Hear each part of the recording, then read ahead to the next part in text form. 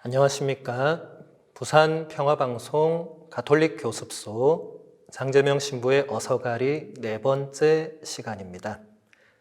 오늘의 질문입니다. 우리는 하느님이 어떤 분이신지 알 수가 있나요? 유케프렌즈는 이렇게 대답합니다. 물론이에요. 하지만 그분의 도움 없이는 완전히 알 수 없어요. 사람들은 하느님을 떠올리면서 다양한 방법으로 그분의 모습을 그려보고 그분이 누구신지 생각해요. 하지만 하느님은 언제나 사람들이 떠올린 생각과 모습보다 훨씬 더 크셔요. 이처럼 우리가 완전히 알 수 없기에 하느님은 언제나 놀라운 신비로 남아 계셔요. 하느님은 우리가 당신이 누구인지 깨닫고 당신을 사랑하게 되기를 원하셔요. 그래서 그분은 당신의 모습을 우리에게 보여주셔요. 이렇게 당신을 드러내 보여주시는 것을 계시라고 해요. 우리 인간은 하느님께서 창조하신 피조물들을 통해서 그분의 존재를 인식할 수 있다고 지난 시간에 우리가 배웠습니다. 그러나 그것만으로는, 그리고 우리 인간 자신의 힘만으로는 하느님이 어떤 분이신지를 정확하게, 완벽하게 알 수는 없죠. 그래서 하느님께서 먼저 당신 자신과 당신 뜻의 신비를 우리 인간에게 알려주셨습니다. 이것을 우리가 계시라고 말합니다. 계시라고 번역한 우리가 라틴어를 다 이렇게 번역을 한 거거든요. 이게 라틴어로 이게 레벨라지오 이렇게 됩니다. 여기에 n을 붙이면 영어로 revelation. 영어는 거의 다 이렇게 라틴어에서 온 겁니다. 이것은 라틴어는 거의 다 동사에서 명사가 나오는 형태거든요. 그러니까 레벨라레라는 동사가 있습니다.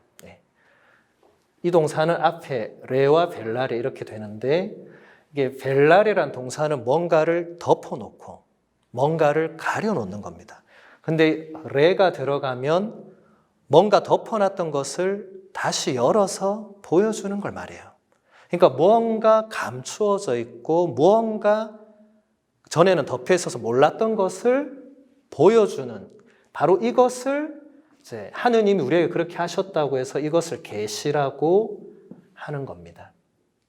계시에 대한 우리 인간의 응답을 신앙이라고 합니다.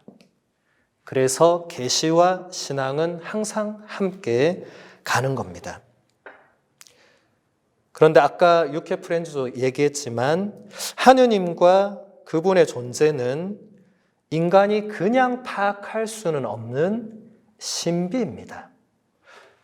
여러분, 신비라는 말은 이제 오늘 그리스어도 한번 배워볼게요.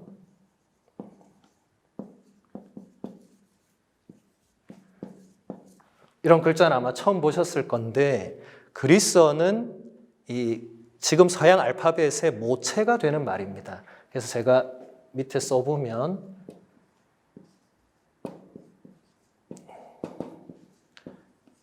이렇게 됩니다. 미스테리온. 이것을 이렇게 하면 영어로 미스터리 이렇게 되죠. 이것이 바로 우리가 신비라고 번역한 말입니다. 우리 사실 영어도 미스터리하다 하면 뭔가 신비하다, 뭔가 인간의 어떤 이성이나 상식으로 파악할 수 없는 무엇을 의미하죠, 그렇죠? 이 그리스어가 바로 그런 의미를 담고 있습니다.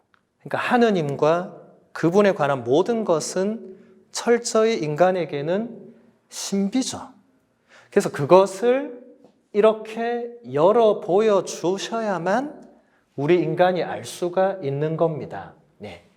그래서 이 계시라는 것이 없으면 우리가 아무리 대자연이 아름답고 아무리 우리 양심이 우리에게 뭘 말해도 그 하느님의 이 신비 전체를 우리가 파악할 수는 없는 거죠. 하느님께서는 모든 피조물 가운데에서 오직 인간에게만 당신의 존재를 알 수 있는 능력을 주셨습니다. 그러니까 우리 집에서 여러분들이 키우는 강아지나 금붕어나 저 바닷물은 이렇게 계시라는 것을 제가 설명한다고 해도 알 수가 없겠죠. 오직 인간만이 하느님께 받은 엄청난 특권이라고 할 수 있습니다. 그런데 이 하느님의 계시는 단 한 번에 이루어진 것이 아니라 하느님의 계획에 따라서 점차적으로 이루어졌습니다. 히브리서를 보면 첫 번째 1장 1절에서 2절에 이렇게 말합니다. 하느님께서는 예전에는 예언자들을 통하여 여러 번에 걸쳐 여러 가지 방식으로 조상들에게 말씀하셨지만 이 마지막 때에는 아드님을 통하여 우리에게 말씀하셨습니다. 그러니까 이게 바로 하느님이 당신을 알려주시는 과정이 처음에는 예언자들, 물론 맨 처음에는 아담부터 시작되겠지만 그렇게 서서히 오다가 당신의 아드님, 누구죠? 예수 그리스도 그분에게서 이제 당신이 보여주시는 저 계시는 정점에 이르게 된다. 그래서 하느님의 아들 예수 그리스도께서는 하느님의 완전하고 결정적이며 유일한 계시입니다. 그리고 유일한 하느님의 말씀입니다. 하느님의 말씀이 사람이 되셨다. 우리가 지금 기다리는 이 대림 성탄이 다 하느님의 말씀이 사람이 되신 놀라운 사건을 우리가 기억을 하는 거죠. 요한복음서 1장 1절과 14절은 이렇게 기록되어 있습니다. 한 처음에 말씀이 계셨다. 말씀은 하느님과 함께 계셨는데 말씀은 하느님이셨다. 말씀이 사람이 되시어 우리 가운데 사셨다. 우리는 그분의 영광을 보았다. 은총과 진리가 충만하신 아버지의 외아드님으로서 지니신 영광을 보았다.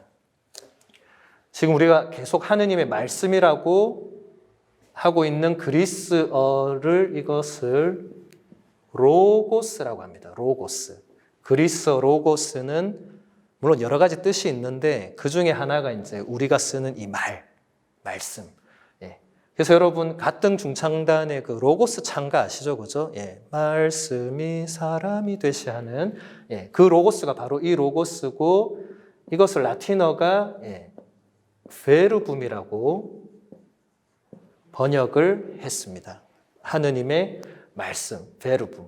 여기서도 이렇게 이걸 생략하면 영어로도 verb 이렇게 되죠. 이게 바로 말씀이 이제 사람으로, 사람은 라틴어로 호모라고 합니다. 말씀이 사람이 되신 이것을 우리가 뭐라고 한다고 했죠? 성탄, 혹은 육화, 사람이 되셨다. 그래서 이것을 라틴어로 인카르나지오. 여기 n을 붙이면 incarnation 이렇게 됩니다. in은 어디 아니고 라틴어로 까르 하면 이게 살이거든요. 그러니까 하느님께서 우리 인간의 살 안으로 들어오셨다. 이것이 예수님의 성탄의 엄청난 사건을 표현을 한 것입니다. 하느님의 말씀이시며 또 하느님의 외아들이신 예수 그리스도께서 사람이 되신 사건, 성탄의 사건은 계시의 절정이며 완성입니다.